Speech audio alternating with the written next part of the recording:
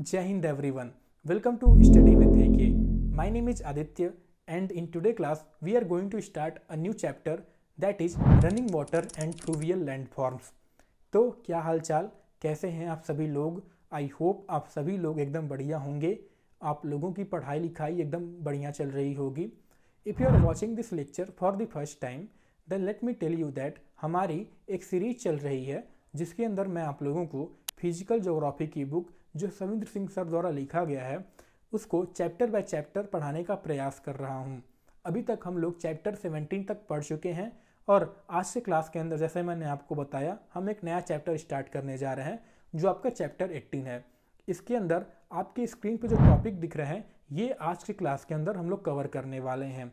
ठीक है, तो तैयार हो जाइए, अपने नोटबुक पेन वगैरह जो भी अपने साथ रखना है रख लीजिए। नहीं भी रखते हैं तो कोई दिक्कत नहीं है क्योंकि इस लेक्चर का जो पीडीएफ होगा वो मैं आपको अपने टेलीग्राम चैनल पे अपलोड कर दूंगा, जिसका लिंक आपको या तो नीचे डिस्क्रिप्शन में मिल जाएगा या आपकी स्क्रीन पे जो क्यूआर कोड दिख रहा है आप इसको स्कैन करके ज्वाइन कर सकते हैं। उस पीडीएफ के अंदर एक तो आप इस लेक्चर से जितने भी आपके नोट्स रहेंगे वो अपलोड होते हैं और साथ ही में इस लेक्चर के अंदर जो टॉपिक मैंने आपको पढ़ाया उससे जितने आपके एमसीक्यू बनते हैं उस पीडीएफ के अंदर वो भी मैं आपको अपलोड कर देता हूँ। तो चाहे आप ये वीडियो देख के या आप यूट्यूब से कोई भी वीडियो देख के इस टॉपिक से रिलेटेड या आप बुक से ही पढ़ के ये टॉपिक आप वहाँ से एमसीक्यू एक बार सॉल्व कर रहेंगे तो आपको इतना आइडिया हो जाएगा कि मुझे इस पर्टिकुलर टॉपिक से इतने पॉइंट समझ में आए, इतना पॉइंट मुझे आया, इतने पॉइंट मैं आसानी से इसके एमसीक्यू सॉल्व कर ले रहा हूँ।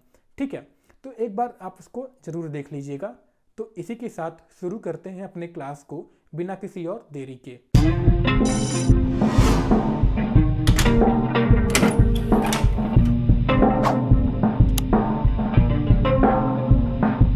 सबसे पहले आइए हम लोग वाटर की जो एक जर्नी होती है, बारिश की बूंदों की जमीन पे गिरने से आपकी छोटी नदियों के थ्रू जाके एक समुद्र में मिलने की उस जर्नी के थ्रू आइए हम लोग इस चैप्टर के अंदर आपकी कुछ शब्द दे रखे हैं, कुछ टर्मिनोलॉजी दे रखी हैं, उनको समझने का प्रयास करते हैं। ठीक है, जैसे आपका सरफेस रन ऑफ क्या होता है, फ्लूवियल प्रोसेस क्या होती हैं, इरोजनल लैंडफॉर्म क्या होते हैं, डिपोजिशनल लैंडफॉर्म क्या होते हैं, इन सब के थ्रू आइए हम लोग पहले ये समझने का प्रयास करते हैं। ठीक है, जैसे मान लीजिए आपका एक लैंड एरिया था। ठीक है, अब इस लैंड एरिया पे क्या हुआ, आपकी बारिश हुई। ठीक है, तो जब बारिश हुई, जब बारिश की बूंदें जमीन पे आके गिरी तो यहाँ पे क्या हुआ, वाटर बेसिकली इस जमीन के अंदर, लैंड के अंदर क्या हुआ, एब्जॉर्ब होना शुरू हो गया। सबसे पहले चीज यही होता है क्या, अगर वो लैंड एरिया जो हो परमिएबल हो, परमिएबल मतलब क्या हो, वाटर उसके थ्रू आसानी से चला जा रहा हो। ठीक है, मैं उस केस की बात कर रहा हूँ। ठीक है, अब क्या हुआ, एब्जॉर्ब हो गया। ठीक है, अब होता क्या है कि जब आपकी बारिश होती है तो वाटर जो है आपका एक बहुत ह्यूज अमाउंट पे क्या होता है, एक साथ अचानक से आके नीचे की तरफ गिरता है। अब यहाँ पे जब एब्जॉर्ब एब्जॉर्ब आपका कर रहा होता है लैंड, वाटर तो आपका बहुत ज्यादा अमाउंट में गिर रहा होता है, तो होता क्या है कि उतनी तेजी से क्या होता है, एब्जॉर्ब नहीं कर पाता है। क्या होता है, उतनी तेजी से एब्जॉर्ब नहीं कर पाता है। अब इसके बाद क्या होता है, वाटर जो है भैया, अगर मान ली बारिश गिरेगी या बारिश होगा आपका जमीन पे, तो वाटर तो वहाँ खड़ा होकर इंतजार करेगा कि नहीं, पूरा जो जितनी बारिश होगी कि भैया हम यही खड़े हुए हैं, इंतजार कर रहे हैं, आप हमें एब्जॉर्ब करें। लैंड से ऐसा तो होगा नहीं, वाटर जो होगा जितना एब्जॉर्ब हुआ हुआ वाटर क्या करेगा, जिधर ग्रेडियंट होगा उधर फ्लो करना स्टार्ट कर देगा। तो वही होता है क्या कि जितना एब्जॉर्ब हो रहा था, बाकी क्या होती हैं, वो सरफेस के ऊपर ही क्या होती हैं, फ्लो करना स्टार्ट कर देती हैं। और इस प्रोसेस को क्या कहा जाता है, जो सरफेस के ऊपर आपकी एब्जॉर्ब होने से कि बाद जो आपकी रिमेनिंग वाटर जो बचती हैं वो जब फ्लो करती हैं उसको बेसिकली क्या कहा जाता है, आपका सरफेस रन ऑफ कहा जाता है। ठीक है, इनको क्या कहा जाता है, आपका सरफेस रन ऑफ कहा जाता है। अब होता है क्या है कि जो आपके सरफेस रन ऑफ के वाटर होते हैं ये कहीं आसपास अगर डिप्रेशन होगा, जैसे आपकी कहीं नदी होगी, छोटी लेक होगी, ठीक है, छोटी कहीं लेक होगी, कहीं गड्ढा होगा तो उसमें जाकर इकट्ठा होना शुरू कर देगा। या अगर गड्ढा नहीं होगा तो क्या होगा, कहीं आपके नाले होंगे, आसपास के स्मॉल चैनल्स जो होंगे उनमें क्या होगा, वाटर जाके आपका इकट्ठा होकर बहना शुरू कर देगा। क्या होगा, आपका वाटर आसपास के स्मॉल चैनल्स में जाके बहना शुरू कर देगा। अब ये स्मॉल चैनल्स क्या होते हैं, कहीं ना कहीं जाके किसी न किसी, ये जो नाले बड़े बड़े होते हैं किसी नदी में जाके क्या होते हैं, मिलते हैं, किसी स्ट्रीम में जाके क्या होते हैं, मिलते हैं। अब ऐसे आपके क्या होंगे, हजारों स्मॉल चैनल, हजारों एरिया होंगे, तो क्या होते हैं, सब एक स्ट्रीम में आके मिलते हैं। ठीक है, यहाँ पे कुछ बाकी कुछ चीजें जो है हम लोग स्ट्रीम के बारे में जान लेते हैं, उसके बाद अब अपनी ये जर्नी जो है कंटिन्यू करेंगे वाटर की। ठीक है, स्ट्रीम जो होते हैं ये बेसिकली आपके मेनली 4 तरह के होते हैं। ठीक है, कौन कौन से होते हैं, सबसे पहला आता है आपका क्या, परनियल माफ करिएगा पेरेनियल आपकी स्ट्रीम होती है। क्या होती है आपकी बेसिकली पेरेनियल स्ट्रीम होती है। पेरेनियल स्ट्रीम क्या होती है बेसिकली, इस स्ट्रीम के अंदर क्या होती है वाटर जो है आपका through out the year flow करता है, यानी हमेशा पानी इस स्ट्रीम के अंदर क्या होता है प्रेजेंट होता है। फिर दूसरी आपकी स्ट्रीम आती है क्या, सीजनल स्ट्रीम आती है। ठीक, कौन सी स्ट्रीम आती है, सीजनल स्ट्रीम आती है। सीजनल स्ट्रीम के अंदर क्या होता है कि पानी थ्रू आउट द ईयर नहीं फ्लो करके केवल एक स्पेसिफिक सीजन में फ्लो करता है। अब चाहे वो आपका विंटर सीजन हो गया, ठीक है, अब चाहे आपका समर सीजन हो गया, चाहे आपका मानसून या कह सकते हैं रेनी सीजन हो गया। ठीक, इसके बाद आता है कि आपका तीसरा जिसका नाम है आपका इंटरमिटेंट स्ट्रीम। क्या नाम है इसका, इंटरमिटेंट स्ट्रीम। इसका स्पेलिंग आप लोग एक बार देख लीजिएगा। ठीक है, इंटरमिटेंट स्ट्रीम ये जो होती हैं स्ट्रीम, वैसे तो कहा जाता है क्या, ये एक ओकेशनली पे फ्लो करते हैं, एक ओकेशन पे फ्लो करती हैं, पर वैसे अगर देखा जाए इनका कोई एक पैटर्न नहीं होता है कि कब ये फ्लो करें, कब क्या हो इनमें पानी सूख हो जाए। ठीक है, इनका एक स्पेसिफिक कोई पैटर्न नहीं था। जैसे पेरेनियल में क्या होता है कि वाटर हमेशा फ्लो करेगा, इसका एक पैटर्न बनता है। सीजनल में क्या होता है कि एक स्पेसिफिक सीजन में फ्लो करेगा, पर इनका जो है वैसे कोई एक स्पेसिफिक वो नहीं होता है कि हाँ इसमें फ्लो करेगा। किसी भी ओकेशन पे, छोटे मोटे ओकेशन जैसे कहीं बर्फ पिघल रही हो या कहीं थोड़ी सी भी बारिश हो जाए तो क्या हो, ये फ्लो करना स्टार्ट कर देते हैं, इसमें पानी भर जाती है। ठीक है, इसके बाद चौथी आती है, चौथी को मैं यहाँ लिख देता हूँ। चौथी जो आती है वो आती है आपकी एफीमेरियल स्ट्रीम। कौन सी आती है आपकी, एफीमेरल स्ट्रीम आती हैं। ठीक है, ये जो स्ट्रीम होती हैं ये तभी फ्लो करती हैं जब किसी एरिया में बहुत ज़्यादा क्या हो, हैवी रेनफॉल हो जाए, हैवी रेन हो जाए। ठीक है, जैसे आपने देखा होगा ना किसी मूवी में या कहीं आपने सुना होगा कि पहाड़ों में कई बार क्या होता है कि नदियाँ पूरी तरह से सूखी होती हैं कुछ सीजन में, लेकिन अचानक से क्या होता है जब आपकी हैवी रेनफॉल हो जाती है तो पूरी तरह अचानक से क्या होता है उसमें पानी फ्लो करने लगता है, एकदम फ्लड जैसी सिचुएशन वहाँ क्रिएट हो जाती है।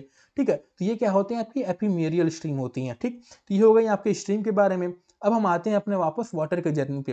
तो होता क्या है, जब स्ट्रीम क्या होती हैं स्ट्रीम में जाके मिलती हैं। अब ऐसे स्ट्रीम भी आपकी कुछ हजारों स्ट्रीम होंगी, बहुत सारी स्ट्रीम होंगी। अब इस स्ट्रीम का पानी क्या होता है आपकी एक लार्जर क्या होती है रिवर में जाके मिलता है। ठीक है, क्या होता है एक लार्जर रिवर में मिलता है। और जब ये आपका वाटर फ्लो कर रहा होता है ना, चाहे आपका गिरने से लेके आपकी लार्जर रिवर में मिलने से लेकर, क्या होता है कि ये वहाँ के लैंडस्केप को जहाँ से फ्लो करता है वहाँ की जो जमीन होती है उसको प्रभाव करते हुए जाता है। क्या होता है वहाँ की जमीन को ये प्रभाव करते हुए जाता है। ठीक है, इसी को क्या कहा जाता है, फ्लूवियल प्रोसेस कहा जाता है। क्या कहा जाता है, फ्लूवियल प्रोसेस कहा जाता है। जिस ठीक है, क्या करता है जब वाटर प्रभाव डालता है वो प्रोसेस करता है ना, तो उसको फ्लूवियल प्रोसेस कहा जाता है। फ्लूवियल प्रोसेस के अंदर बेसिकली आपकी तीन तरह की एक्शन होती है, कह सकते हैं तीन तरह की चीजें आती हैं। पहला आता है कि आपका इरोजनल आता है, इरोजनल प्रोसेस आता है। इरोजनल प्रोसेस मतलब मान लीजिए जैसे यहाँ पे आपकी बारिश हुई थी ना, एक मिनट मैं इसको क्लियर कर देता हूँ आपका। ठीक है, मान लीजिए जैसे यहाँ पे आपका क्या हुआ था, बारिश हुआ था। ठीक, अब यहाँ पे जब बारिश हो रहा था तो इस यहाँ पे कुछ मान लीजिए आपकी छोटी छोटी कुछ क्या थी, पत्थर प्रेजेंट थी। और जब बारिश हुआ तो बारिश ने क्या किया, पानी ने क्या किया सरफेस रुnoff के द्वारा इस पत्थर को भी क्या किया, अपने साथ बहा के ले गई, अपने साथ क्या की बहा के ले गई। तो यहाँ पे जो प्रोसेस हुआ इसको क्या कहते हैं, आपका इरोजनल प्रोसेस कहते हैं। जब आपका क्या हो किसी रॉक किसी सॉयल का क्या हो वियर अवे हो जाना हो, क्या किया इसको बहा के ले गई। ठीक है, तो इसके द्वारा प्रोसेस के द्वारा जो आपकी एक लैंडफॉर्म बनती है वो आपकी क्या कहलाती है, इरोजनल लैंडफॉर्म कहलाती है। ठीक, इस इरोजनल प्रोसेस के द्वारा जो लैंडफॉर्म बनती है वो आपकी क्या कहलाती है, इरोजनल लैंडफॉर्म कहलाती है, जिनके बारे में अभी हम आगे पढ़ेंगे। जैसे इनका एग्जाम्पल आपका कुछ वैलीज आपने सुना होगा तो वो आपका इरोजनल लैंडफॉर्म ही होता है। ठीक है, इसके बाद अब यहाँ से क्या होती हैं जब ये मूव करती हैं तो ये कहीं ना कहीं जाके क्या होती है ट्रांसपोर्ट करती हैं। इनका जो मूवमेंट होता है वो आपका किस में आता है, वो आपका ट्रांसपोर्टेशन के अंदर आता है, ट्रांसपोर्टेशन प्रोसेस के अंदर आता है। ठीक, उसके बाद जब ये ट्रांसपोर्ट होती हैं कहीं आगे जाती हैं तो क्या होता है कई बार अब जब पानी की रफ्तार क्या होती है घट जाती है, उसकी वॉल्यूम जो होती है घट जाती है, तो होता क्या है कि अब ये रॉक जो थी ये बह रही होती हैं, जब पानी की रफ्तार घटने की वजह से क्या होती है पानी इसको कैरी नहीं कर पाती अपने साथ में। अब ये क्या होती है कहीं ना कहीं डिपोजिट होना शुरू कर देती हैं। मान लीजिए हाथ पहले थी, अब ये पानी की रफ्तार यहाँ पानी के साथ बही, जब यहाँ पहुंची पानी तो अब पानी की रफ्तार घटी, अब वो उसको कैरी नहीं कर पाए तो क्या की पानी यहाँ पे इसको डिपोजिट करना शुरू कर दी। तो ये जो आपका प्रोसेस हुआ ना डिपोजिशन का, ये आपका क्या कहलाता है, डिपोजिशन प्रोसेस। ठीक, और इसके द्वारा आपका जो लैंडफॉर्म बनता है, यानी यहाँ पे आके जब डिपोजिट कर रहे होगी, डिपोजिट कर रहे होगे ऐसे कंटिन्यू चलता है ना प्रोसेस आपका, जब ये डिपोजिट कर रही होगी तो क्या बनता है, यहाँ पे एक लैंडफॉर्म बनता है और वो आपका क्या कहलाता है, डिपोजिशनल लैंडफॉर्म कहलाता है। वैसे यहाँ पे जब ये इरोड हो जाती हैं तो यहाँ से स्ट्रक्चर हट रहा है ना, तो ये हटते हटते क्या होता है, यहाँ पे एक स्पेसिफिक लैंडफॉर्म बनता है, वो आपका इरोजनल लैंडफॉर्म कहलाता है। ठीक है, तो ये हो गया आपका फ्लूवियल प्रोसेस के बारे में।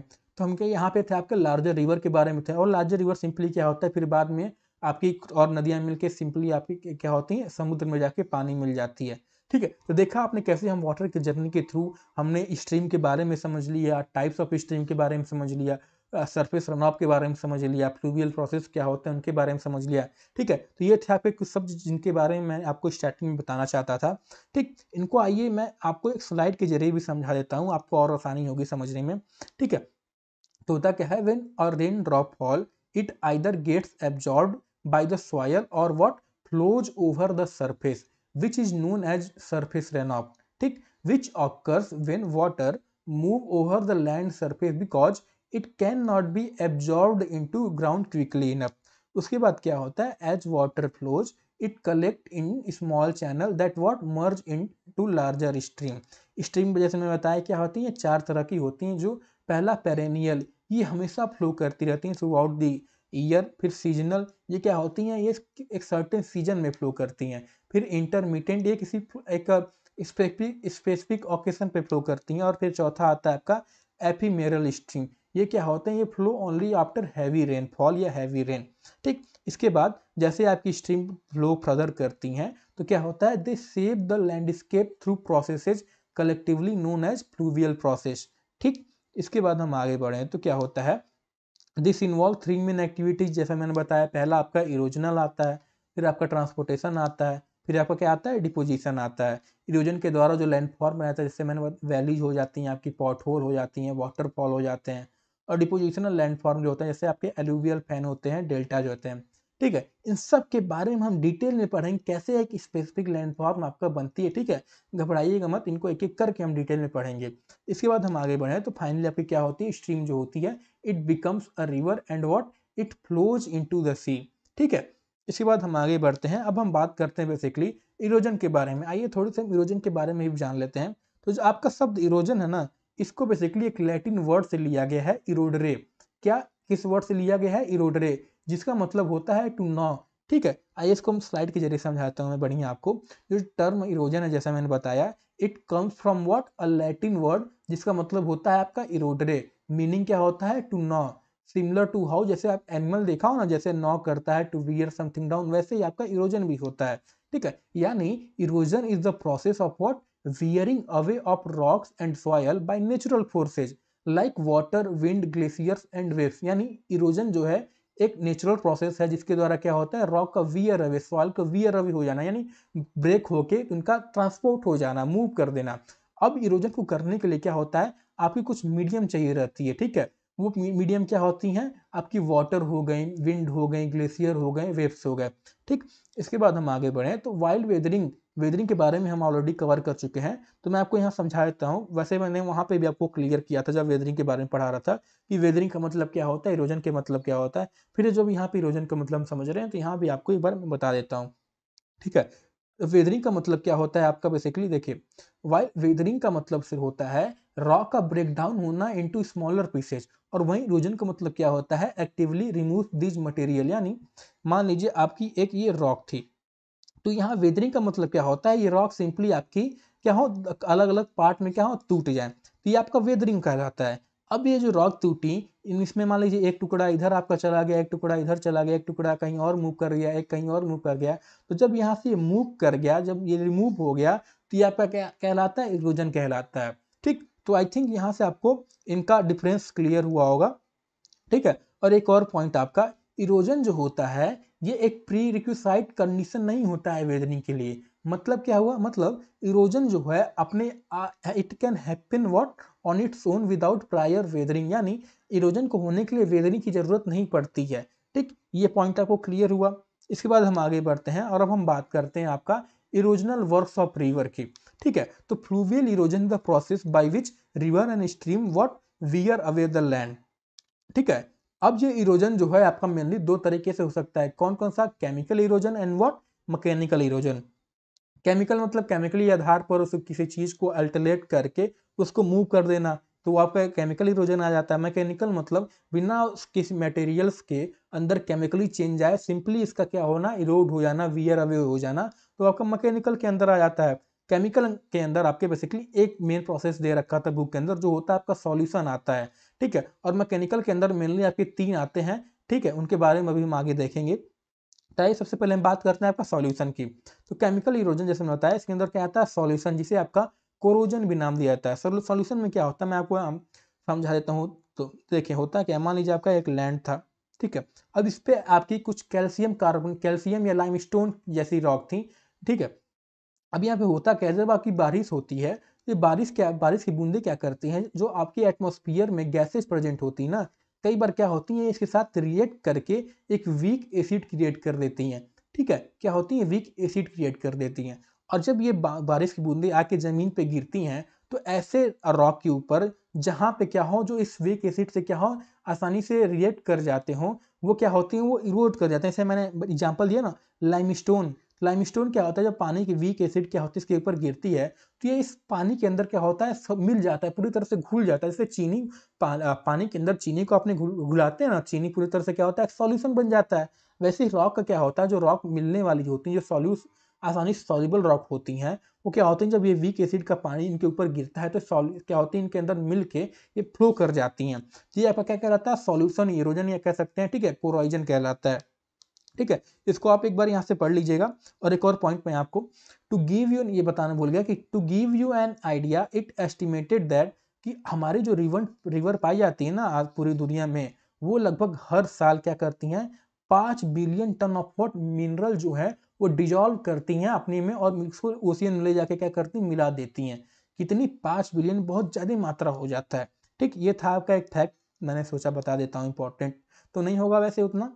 इसके बाद आता है क्या आपका मैकेनिकल जैसे मैंने बताया क्या, जब केमिकली अल्टरनेट ना होके रॉक अपने आप ब्रेक अवे होके, अपने आप नहीं मतलब अलग अलग रीजन के द्वारा आपकी ब्रेक होके अपना मूव कर जाए। इसके अंदर सबसे पहले आता है क्या आपका, अब्रेजन आता है।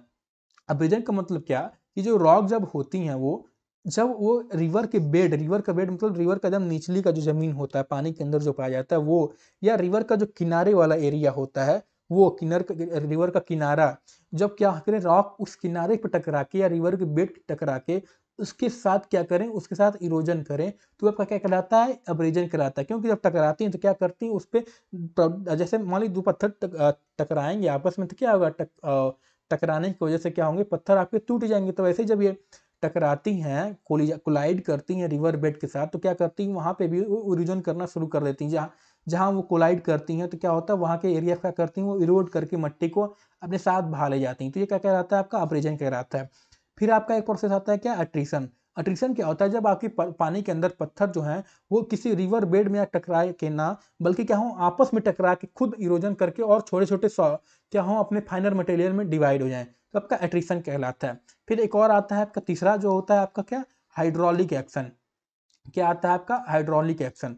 हाइड्रोलिक एक्शन क्या होता है, इसके अंदर जो इरोजन होता है, वो ना पत्थर के टकराने से किसी रिवर बेड पे, ना पत्थर के आपस में टकराने से, इसके अंदर क्या इरोजन जो होता है, वो पानी की रफ्तार से कई बार क्या होता है, इतनी तेज धारा रहती है पानी की कि क्या कहती है, वो पूरी बहा ले जाती है, पूरी किनारे को उसके अफेक्ट करके किनारे को ही बहा ले जाती है, ठीक है। जैसे आपने सुना होगा कि बारिश का जब मौसम आता है, जब कहीं पे बाढ़ उड़ आती है, तो आपने सुना होगा क्या, कि जो नदी का किनारा होता है वो कटना शुरू हो जाता है। क्या होता है, नदी किनारा कहीं कटाव उसमें शुरू हो जाता है। आपने पेपर में कहीं पढ़ा होगा कि नदी में यहाँ इस एरिया में क्या हो, कटाव हो गया, ठीक है। तो वही होता है, क्या होता है, जब बारिश में क्या, वाटर जो होता है, वाटर का वॉल्यूम अचानक से बढ़ जाता है, उसकी रफ्तार बढ़ जाती है, वॉल्यूम बढ़ेगा तो रफ्तार बढ़ेगी, रफ्तार बढ़ती तो क्या होती है, वो किनारे को क्या करती है, अपना इरोज करना शुरू कर देती है। वो आपका हाइड्रोलिक कहलाता है, ठीक है। ऐसा नहीं कि हाइड्रोलिक के अंदर आपके पत्थर नहीं पाए जाते, सब आपकी ये सब एक साथ एक ही जगह पे हो सकता है। आपकी ये भी काम कर रही हो, ये भी काम कर रही हो, ये भी काम कर रही हो, ठीक है।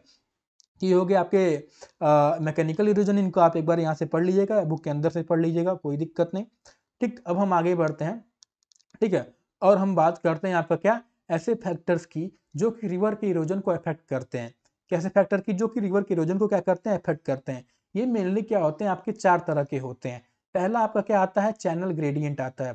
पहला क्या आता है आपका, चैनल ग्रेडियंट आता है। दूसरा आता है क्या आपका, वॉल्यूम ऑफ वाटर आता है। दूसरा आपका क्या आता है, volume of water. Channel gradient मतलब क्या, किसी नदी की रिवर बेड की या उसका ढलान कैसा हो। वॉल्यूम ऑफ वाटर मतलब कितनी मात्रा में पानी पाया जा रहा हो। वेलोसिटी मतलब क्या, कितनी रफ्तार से नदी बह रही हो। उसके बाद आपका आता है क्या, सेडिमेंट लोड, यानी किसी नदी के अंदर क्या हो, कितनी मात्रा में पत्थर पाए जा रहे हो। और पत्थर ज़्यादा होंगे तो हमने देखा क्या, पत्थर ज़्यादा होंगे तो वो क्या करेंगे, और आपस में टकराएंगे और नदी के किनारे से टकराएंगे, उसके बेड से टकराएंगे, तो और इरोजन क्या होगा, आसानी से करेंगे, तेजी से करेंगे। ठीक है, तो आइए इनको हम एक एक करके देखते हैं। ठीक है, सबसे पहले क्या आता है आपका, channel gradient. This refers to what, steepness of the river bed, यानी the steeper the gradient the faster the what water flows and increases what its ability to erode the land. ठीक, the next comes what, volume of water. It means what, more water means more force and more force means the water will be easily carried away। ठीक, next आता है कि आपका this refers to speed at which water flows in the river, means faster water has more energy to erode the land. ठीक है, the velocity of water जो होती है, it is basically influenced by what, channel gradient and volume of water, यानी ये जो factor होता है ये आपके इन दोनों चीजों पे ही क्या होता है, डिपेंड करता है। ठीक है, नेक्स्ट का आपका आता है इसके अंदर ही क्या, नॉर्मली जो आपका इरोजनल पावर होता है ना स्ट्रीम का, वो डायरेक्टली प्रोपोर्शनल होता है to the square of what, velocity of the stream. क्या, नदी की जो इरोजनल करने की क्षमता होती है वो डायरेक्टली प्रोपोर्शनल होती है to the square of velocity of the stream. मतलब क्या हुआ, मतलब अगर किसी नदी की क्षमता करने की, इरोजन करने की क्षमता जो हो वो दुगनी हो जाए, तो उसकी नदी की रफ्तार क्या होगी, वो आपकी 4 गुनी हो जाएगी। इसको सर इस तरह से कह सकते हैं कि अगर किसी नदी का, ठीक है, इसका मतलब सिंपल यही होगा, और क्या मैं इसको आसानी से समझाऊं आपको। फिर आता है कि आपका सेडिमेंट लोड। सेडिमेंट लोड का क्या मतलब होता है, the materials that the river carries such as what, gravel, sand, silt and clay. These mean materials act like what, tools that the river uses to wear away the land. जो अभी हमने देखा कि आपका आर्टिक्शन प्रोसेस हो गया, abrasion process हो गया। ठीक है, द सेडिमेंट लोड जो होते हैं, it consist of different size particle. पहला क्या होता है, ग्रेवल, जैसे इनके अंदर आपके लार्ज पीसेज आ जाते हैं, जैसे आपके बोल्डर्स हो गए, कॉबल्स हो गए, ठीक है, ग्रैन्यूल्स हो गए, आपके पेबल्स हो गए, which roll along the valley floor and contribute to what, valley deepening. फिर आपके आते हैं फाइनर मटेरियल, इनके अंदर आपके क्या आते हैं, सैंड आ जाते हैं, सिल्ट आ जाते हैं, क्ले आ जाते हैं। वैसे तो ये भी आपका क्या होते हैं, इरोजन करते हैं, पर उतनी प्रभावित से क्या होते हैं, ये इरोजन पे ज़्यादा प्रभाव नहीं डाल पाते हैं किसी लैंड एरिया पे, क्या होते हैं, बहुत फाइनर मटेरियल होते हैं। ठीक है, इसके बाद हम आते बात करते हैं। ठीक है, तो आपका जो इफेक्टिवनेस होता है इरोजन का ना, ये बेसिकली डिपेंड करता है किस चीज़ पे, balance between river carrying capacity and it's sediment load. यानी अगर किसी की रिवर कैरिंग कैपेसिटी जो हो, मान लीजिए जैसे किसी इसको इस तरह समझने का प्रयास करते हैं, in order to do effective revision, जो आपका सेडिमेंट लोड होना चाहिए वो क्या होना चाहिए, ऑप्टिमल होना चाहिए। ऑप्टिमल का मतलब क्या, कि neither too little not too much, यानी अगर किसी नदी के अंदर सेडिमेंट लोड जो हो उसे कैरिंग कैपेसिटी से न बहुत ज़्यादा हो न बहुत कम हो, तब आपका जो इरोजन होता है वो ज़्यादा इफेक्टिव होता है। लेकिन अगर सेडिमेंट लोड जो होगा उसे कैरिंग कैपेसिटी से ज़्यादा होगा, तो क्या होगा, कैरिंग कैपेसिटी ज़्यादा होगा मतलब अगर आपसे अगर आपसे आप मान लीजिए आपका जो वेट है, आप लगभग 40 किलो आप उठा पाते हैं, लेकिन अब क्या हो, एक अचानक से आपके ऊपर क्या हो, 100 किलो वजन डाल दिया जाए, तो क्या होगा, आप वहीं धंस जाएंगे, धंस नहीं जाएंगे, आप गिर जाएंगे लेके। तो वही होता है क्या, कि अब कैरिंग कैपेसिटी से ज़्यादा उसमें सेडिमेंट आ जाए नदी के अंदर, तो क्या होगा, वो पत्थर जो होंगे वहाँ इरोजन करने के बजाय आप वहाँ क्या करेंगे, डिपोजिशन करना शुरू कर देंगे। ठीक है, इसीलिए दे रखा क्या, कि वेट जो हो आपका मतलब सेडिमेंट लोड जो हो आपका ऑप्टिमल होना चाहिए। और क्या हो, अगर आपका कम हो जाएगा तो कम होगा, तो क्या वो ज़्यादा इफेक्टिव नहीं कर पाएगी वहाँ पे। इसलिए न ज़्यादा कम न ज़्यादा ज़्यादा होना चाहिए। ठीक है, बिकॉज समझ भी लेते हैं यहाँ से हम इसको, because if it is under loaded then river will not carry enough sediment and it can't erode much because it lacks the tools needed to wear away the land, and if it is what overloaded, then river will have too much sediment, it starts dropping some of it, leading to what, deposition rather than erosion। ठीक, इसके बाद हम आगे बढ़े और आज का last topic जो है आपका base level of erosion. Base level of erosion को तो हमने जब आपके रिवर के आपका बेसिकली स्टेजेस के बारे में पढ़ रहे थे, ठीक है, वहाँ पे हम लोगों ने ऑलरेडी डिस्कस कर चुका था, पर यहाँ पे थोड़ी सी और गहराई में जाके समझने का प्रयास करते हैं। ठीक है, तो बेस लेवल ऑफ इरोजन का मतलब क्या होता है? ये बेसिकली लोवेस्ट पॉइंट होता है जिसके बाद जो बियॉन्ड जो होता है रिवर इरोजन नहीं कर पाती है अपने बेड को। क्या होता है? ये लोवेस्ट पॉइंट होता है किसी रिवर का जिसके नीचे जो हो वो रिवर इरोजन नहीं कर पाती है। इसका एक रीजन मैं आपको मेन बताऊंगा और आई थिंक आपको समझ भी आ जाना चाहिए आसानी से। जैसे मान लीजिए बेस लेवल ऑफ इरोजन जो होता है, इसको ज़्यादातर क्या किया जाता है, सी लेवल का जो होता है आपका, उससे नापा जाता है। और हम जानते हैं सी लेवल तक पहुँचते पहुँचते मान लीजिए ये आपका एक माउंटेन था, ठीक है? ये आपका क्या माउंटेन, जैसा कि हम जानते हैं कि सी लेवल पहुँचते पहुँचते क्या होता है, वाटर जो वहाँ ग्रेडियंट होता है एकदम पूरी तरह से प्लेन हो जाता है। तो जब मान लीजिए यहाँ से आपकी नदी चली होगी माउंटेन से, तो क्या होगा, इस वो यहाँ पे क्या है, अभी ये क्या है, बेस लेवल से बहुत क्या है, एक जैसे देखिए यहाँ पे जो है ये बेस लेवल से बहुत दूर है, तो यहाँ पे क्या होगा, आपकी इरोजन बहुत तेजी से होगी। क्या होगा, इरोजन बहुत तेजी से, लेकिन जब जैसे जैसे ये नदी क्या होगी, सी के तक पहुंचेगी, तो क्या होगा, आपका जो सरफेस होगा ना, वो ग्रेडियंट जो होगा वो एकदम पूरी तरह से प्लेन हो जाएगा। अब जब सरफेस प्लेन होगा तो क्या होगा, नदी की रफ्तार घटेगी, नदी की रफ्तार इतनी घट जाती है कि वो जो क्या से इरोजन करते हुए लाती है ना, वो यहाँ पे इरोजन करने की वजह क्या होती है, डिपोजिशन करना शुरू कर देती है। क्या होती है, डिपोजिशन करना शुरू कर देती है। इस वजह से क्या कहा जाता है कि बेस लेवल आपका वो लोवेस्ट पॉइंट होता है जिसके बाद नदी इरोजन नहीं कर पाती है। नदी इरोजन नहीं कर पाती मतलब वहाँ क्या होता है, नदी की रफ्तार बहुत घट जाती है, वो इरोजन के बजाय कई बार डिपोजिशन करना स्टार्ट कर देती है। ठीक है, तो ये आपका बेस लेवल क्यों होता है, इसके नीचे नदी क्यों नहीं इरोजन कर पाती, ये हमने समझा। अब बेस लेवल ऑफ इरोजन जो है ये बेसिकली 3 तरह की होती हैं। What, there are different types of base level, what is influencing how a river erodes its valley. पहला आता है आपका ग्रैंड बेस लेवल, इसे अल्टीमेट या परमानेंट बेस लेवल भी कहा जाता है। This is what determined by the sea level, यानी ग्रैंड बेस लेवल को सी लेवल से नापा जाता है। द ग्रैंड बेस लेवल जो होता है it depends on position of sea level, मतलब इट मीन्स दैट अगर आपकी सी लेवल चेंज हो जाती है तो ये ग्रैंड बेस लेवल होता है, ये भी आपका चेंज हो जाता है। ठीक है, तो when a river reaches this level it is said to have achieved what, its maximum potential for downward erosion. Changes in the grand base level influence the formation of different landform. और जब इसमें क्या होती हैं, आपकी grand level में change आती हैं, वो डिफरेंट लैंडफॉर्म क्रिएट करती हैं। अभी हम आगे इसको डिस्कस करेंगे इसी लेक्चर में। फिर सेकेंड आता है आपका क्या, टेम्परेरी बेस लेवल। तो हमने क्या देखा, एक तो देखा कि क्या सीधे पानी आपकी नदी में जाके सी में जाके मिल जाती है। अब कई बार क्या होता है कि बीच बीच में आपका कुछ लैंड क्या होती है, आपकी कहीं कहीं लेक आ जाती हैं, नदी के रास्ते में बीच में कई बार क्या होती हैं, आपकी लेक आ जाती हैं। जब लेक लेक आ जाती हैं, ये भी एक तरह के बैरियर का काम करती हैं। जैसे यहाँ क्या होता है, पानी आपका मूव कर रहा होता है, यहाँ का पानी जो होता है आपका एक जगह रहता है, परमानेंट स्थिर रहता है। जब यहाँ पे ये पहुँचती हैं तो क्या होता है, एक तरह से अब क्या होगा, तेजी से बह रहा हो, यहाँ का स्थिर हो, तो क्या हो, जब पहुंचेगी तो अचानक से बैरियर काम करती है, यहाँ जो रफ्तार होती है घट जाती है। फिर वही प्रोसेस होता है कि नदी की रफ्तार जब घटती है तो क्या होता है, आपका वहाँ इरोजन करना जो होता है वो बहुत हल्का हो जाता है। ठीक, और क्या करती है, डिपोजिशन करना शुरू कर दी। तो ये हो गया क्या, आपका टेम्परेरी बेस लेवल। मतलब temporary base level are intermediate level where a river erosion can be temporarily halted. These may include lakes, waterfalls, or what resistant rock layers with a river course. ठीक है, these base levels are not permanent and can change if river adjust its course or if the barrier are what altered. या तो आपकी lake के barrier alter हो जाए, lake ही change हो जाए वहाँ का, या नदी जो हो अपना कोर्स एडजस्ट कर ले, मतलब चेंज कर ले। इसके बारे में हम अपने प्रीवियस लेक्चर में पढ़ चुके हैं। जिसे क्या कहा जाता है, आपका सिक्वेंट स्ट्रीम कहा जाता है, जो कि क्या करती हैं, वो जहाँ के लैंडफॉर्म होती है उसके साथ एडजस्टमेंट बना लेती हैं अपना, ना कि उसको इरोड करके अपना इसको अफेक्ट करके क्या करती हैं, जो रास्ते में आए उसको उड़ा के चली जाती हैं। ठीक है, लोग फिर आता है आपका क्या, तीसरा local base level. Local base level जो होता है ये बेसिकली जब दो नदियां आपस में मिलती हैं, आके ना मर्ज होती हैं, इसे बेसिकली क्या कहा जाता है, इनका कॉन्फ्लुएंस कहा जाता है।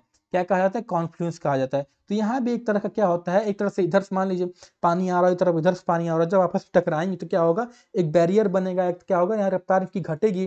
जैसे मान लीजिए दो गाड़ी बढ़ रही हो आपस में और आपस में टकरा जाए, क्या होगा, अचानक से रफ्तार की कम हो जाएगी। तो फिर वही यहाँ पे प्रोसेस होता है, क्या, रफ्तार कम होती, रफ्तार कम होती, तो फिर आपकी इरोजन क्या होती है, घटती है। तो एक तरफ का क्या होता है, ये लोकल बेस लेवल होता है। लेकिन मेन जो बेस लेवल होता है आपका क्या, ग्रैंड बेस लेवल होता है, जिसे आपका सी लेवल से माना जाता है। ठीक है, इसके बाद हम आगे बढ़े, तब हम बात करते हैं आपका बेसिकली चेंजेज और मूवमेंट ऑफ बेस लेवल, यानी बेस लेवल में कैसे चेंज आता है। तो अभी हमने देखा बेस लेवल में जो चेंज आता है वो किस वजह से आता है, बेसिकली सी लेवल में फ्लक्चुएशन की वजह से, यानी सी लेवल में चेंज होने की वजह से। और सी लेवल में चेंज कैसे आता है इसको पहले हम समझते हैं, तभी तो हम समझ पाएंगे बेस लेवल में चेंज सी लेवल की वजह से कैसे आ रहा है। तो this change in what sea level can broadly categorized into two type. पहला आता है आपका इओस्टैटिक चेंज और दूसरा आता है आपका लोकल चेंज। इओस्टैटिक चेंज मतलब पूरी धरती का क्या हो, सी लेवल बदल जाए। अभी कैसे बदल सकता है, जैसे कहीं पे ग्लेशिएशन की वजह से बदल सकता है। जैसे आपने सुना होगा आइस एज पहले हमारे धरती पर पाया जाता था, जब आपका आइस एज हटा था तो क्या होता है, बर्फ आपकी पिघलना से स्टार्ट हो गई थी। तो जब बर्फ पिघली थी तो पूरी धरती का क्या होता है, सी लेवल आपका चेंज हो गया था। तो ये होता है आपका एयोस्टेटिक चेंज। फिर आता है आपका लोकल चेंज। लोकल चेंज जो होता है, ये मान लीजिए कहीं समुद्र पानी आके, जैसे मान लीजिए आपका लैंडफॉर्म है, यहाँ से नदी बह रही हो, अब ये समुद्र में आके जब मिल रही हो तो यहाँ का समुद्र का भी तो भैया एक क्या होता है, बेड होता है। अब क्या हो, या बेड मान लीजिए सब्सिडाइज कर दे, क्या हो बेड आपकी बढ़ जाए तो ये चेंज करेगी, बेड ऊपर चली जाएगी बेड, तो क्या होगा सी लेवल बढ़ जाएगा। सी लेवल बढ़ जाएगा तो क्या होगा, ये नदी का बेस लेवल और क्या होगा, यहाँ और रफ्तार घटेगी, यानी बेस लेवल जो आपका यहाँ था अब वो यहाँ चला जाएगा, यानी यहाँ पूरा ये क्या होगा, ये स्ट्रक्चर आपका डिपोजिशन यहाँ चालू होना शुरू हो जाएगा। ठीक, और वहीं क्या होगा, ये क्या होगा नीचे की तरफ चला जाएगा, तो क्या होगा बेस लेवल इरोजन घट जाएगा। तो इसका स्ट्रक्चर जो होगा आपका कुछ इस तरह से इरोजन, या क्या होगा, यहाँ नदी की रफ्तार फिर बढ़ेगी क्योंकि समुद्र यहाँ आके हो रहा था, बैरियर यहाँ पे बन रहा है, नदी की रफ्तार यहाँ घट रही है, तो क्या होगा फिर यहाँ पे इरोजन आपका चालू हो जाएगा। ठीक, तो ये होगा आपका इजियोस्टैटिक या लोकल। ठीक है, इसको आप यहाँ से एक बार पढ़ लीजिएगा। इसके बाद हम बात करते हैं एक और चीज, सी लेवल चेंज जो होता है इसको टाइम फ्रेम के आधार पर बांटा जाता है। एक होता है आपका लॉन्ग टर्म चेंजेस, एक होता है आपका short term. Long term change जो होता है ये थाउजेंड और मिलियन ऑफ ईयर्स पे होता है, जैसे जैसा चाहे स्लो राइज और what fall of sea level due to glaciation cycle. या शॉर्ट टर्म चेंज जो होता है it happen over shorter period like seasonal fluctuation और what changes caused by storm. यानी कहीं पे बहुत ज्यादा बारिश आ जाए, कहीं पे आज चक्रवात आ जाए, तूफान आ जाए समुद्र के अंदर, तो उससे भी वहाँ का जो सी लेवल होता है वो प्रभाव इफेक्ट होता है। ठीक है, अब हम बात करते हैं बेसिकली क्या होता है जब आपका सी लेवल बढ़ जाता है। जब आपका सी लेवल बढ़ जाता है तो उसे बेसिकली पॉजिटिव चेंज कहा जाता है। सी लेवल बढ़ता है तो क्या होता है, बेस लेवल ऑफ इरोजन जैसे मैंने बताया बढ़ जाता है। अब जब ये बेस लेवल ऑफ इरोजन आपका बढ़ जाता है तो इससे क्या होता है, this upward movement in base level can lead toward several geomorphic agents. जैसे क्या, इससे क्या होता है, सबसे पहले आपका फ्लूवियल साइकिल ऑफ इरोजन जो होता है वो इंटरप्ट हो जाता है। इसके बारे में हम ऑलरेडी डिस्कस कर चुके हैं, इसलिए मैं इसको ज़्यादा डिटेल में नहीं समझाने वाला फ्लूवियल साइकिल ऑफ इरोजन क्या होता है। ठीक है, तो यहाँ पे होता है क्या है, this occur because the river ability to erode downward is reduced, the river erosion process mot might advance to new stage shortening the cycle of erosion. यानी सी लेवल जब आपका बढ़ जाता है तो क्या होता है, साइकिल ऑफ इरोजन जो होता है आपका और शॉर्टन हो जाता है। ठीक, इसको मैं फिर यहाँ समझाना नहीं चाह रहा हूँ, फिर आपका फालतू में टाइम लगेगा, जब मैं ऑलरेडी आपको एक वीडियो में एक्सप्लेन कर चुका हूँ। आप यहाँ पे इन्फॉर्मेशन बटन पे आप जाके क्लिक करके देख सकते हैं वीडियो। ठीक है, अब हम बात करते हैं दूसरा आपका क्या, formation of ria coast and what estuaries. यानी rising sea level can submerged river valleys at their mouth creating new coastal landform. से आपकी कोस्टल लैंडफॉर्म क्रिएट होती हैं जिसे रिया कोस्ट या एस्ट्यूअरीज कहा जाता है। इससे क्या होती है, आपकी रिवर माउथ भरना शुरू कर देती हैं, आपकी फ्लड प्लेन क्रिएट हो जाती है। फ्लड प्लेन के बारे में अभी हम आगे डिस्कस करेंगे। फिर आपकी क्या होती हैं, सी आइलैंड क्रिएट हो जाती हैं, ये भी आप जब हम आगे डिस्कस करेंगे इसको भी, जो लैंडफॉर्म बनते हैं ये सब आपके लैंडफॉर्म के अंदर ही आ रहे हैं। ठीक है, इसके बाद आता है क्या कि जब आपका सी लेवल जब घटता है, जो सी लेवल घटता है तो उसे बेसिकली क्या कहा जाता है, नेगेटिव चेंज कहा जाता है। यानी the base level of erosion also drops, this lowering of base level of erosion can also cause several changes in the landscape. जैसे व्हाट, पहले इसमें भी क्या होता है, फ्लूवियल साइकिल ऑफ इरोजन में चेंज आता है, यानी this change cause a delay in erosion cycle pushing it what back to earlier stage such as moving from mature to younger one. ठीक, फिर आता है आपका रेजुवेनेशन। रेजुवेनेशन मतलब what, lowering of the base level can what lead to renewed vigorous erosion, rivers being cut to more deeply into their valleys creating more pronounced landform। फिर आपका evolution of topographic discordance आता है, formation of multi storage valleys pair terraces. इसको हम लोगों ने आपके ये टॉपिक जो है आपका स्टेजेस के अंदर दे रखा है रिवर के। ठीक है, फिर आपका डेवलपमेंट ऑफ पॉलीसाइक्लिक रिलीफ, ये भी हम ऑलरेडी पॉलीसाइक्लिक रिलीफ क्या होता है ऑलरेडी पढ़ चुके हैं। ठीक, यानी कि न्यू लैंडफॉर्म में develop all as the river adjust to the new base level. ठीक है, इसके बाद आपका फॉर्मेशन ऑफ निक पॉइंट आ जाता है, दो चीज दो बार यहाँ पे लिख रखा है। ठीक है, आपकी निक पॉइंट वाटरफॉल आ जाता है। ठीक है, आपके इनसाइड मीएंडर्स आ जाते हैं, this features what emerge as rivers cut down more rapidly and what deeply into their valleys. ठीक है, तो आई थिंक आज के लिए बस इतना ही। मिलते हैं आपको अगले क्लास में। आज तो हम लोगों ने जैसे देखा, सबसे पहले हम लोगों ने ये समझा बेसिकली कि कैसे आपकी वाटर की जर्नी को हमने समझा, उसके थ्रू हम लोगों ने सरफेस रन ऑफ जैसे टॉपिक्स को समझा। फिर हम लोगों ने basically factors affecting river erosion के बारे में, रिवर इरोजन के बारे में समझा। ठीक है, जिसमें हम लोग डिफरेंट फैक्टर्स देखे। उसके बाद हम लोग बेस लेवल ऑफ चेंज के बारे में पढ़ा। उसके अंदर हम लोग ने पर्टिकुलर आपके बेस लेवल चेंज क्या होता है, जब बेस लेवल जो होता है वो आपका बढ़ जाता है या घट जाता है तो उससे क्या रिजल्ट होता है। ठीक है, तो ये सब चीज़ें ऑलरेडी हम लोगों ने आज कवर कर चुका है। नेक्स्ट क्लास में हम लोग बेसिकली आपके जो इरोजन के द्वारा लैंडफॉर्म बनाए जाते हैं डिफरेंट, उनके बारे में पढ़ेंगे, वो कैसे बनते हैं लैंडफॉर्म, उनके बारे में हम लोग पढ़ेंगे। ठीक है, तो मिलते हैं आपको अगले क्लास में। तब तक के लिए हमारे साथ ऐसे बने रहिए, अपनी पढ़ाई करते रहिए, अपने स्वास्थ्य का देखभाल रखिए। ठीक है, जय हिंद।